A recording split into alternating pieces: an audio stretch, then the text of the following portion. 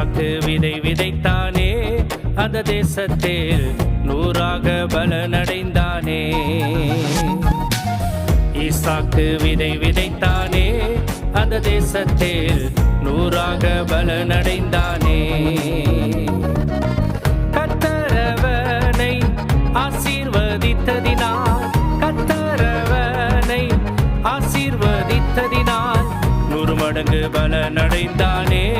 அந்த வருஷத்தில் வர வர விருத்தி அடைந்தானே. 100 மடங்கு பலனடைந்தானே. அந்த வருஷத்தில் வர வர விருத்தி அடைந்தானே. ஈசாக்கு விதை விதைத்தானே, அந்த தேசத்தில் 100ஆக பலனடைந்தானே.